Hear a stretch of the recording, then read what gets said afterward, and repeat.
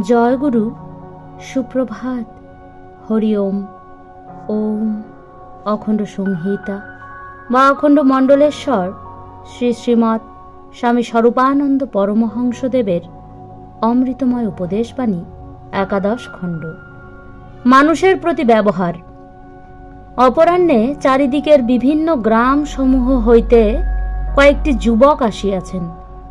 একজন প্রশ্ন করিলেন, সাধুদের প্রতি আমাদের মনোভাব ও ব্যবহার কি হওয়া উচিত? শ্রী শ্রী বাবামণি হাসিয়া বলিলেন, প্রশ্নটা যে অসম্পূর্ণ হলো বাবা।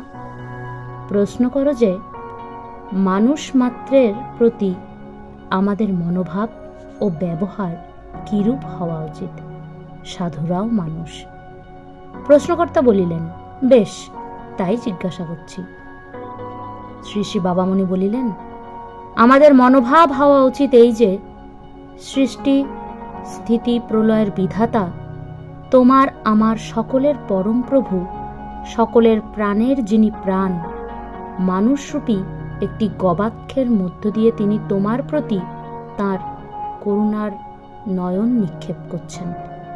এই মানুষটিকে, হোক সে বড় কিংবা ছোট, পরমেশ্বরের বাস মন্দিরের গবাক্ষ জেনে অতিশয় সমাদর করা আমার তোমার সকলের কর্তব্য।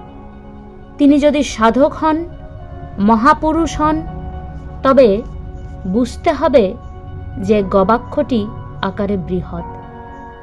তাই কে জানে, হয়তো আমার বা তোমার স্থূল চক্ষু দিয়েও এর ভিতর দিয়ে ভগবানকে দেখতে পাওয়া যেতে পারে।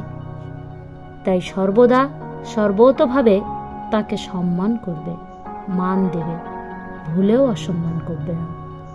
হরি ওম।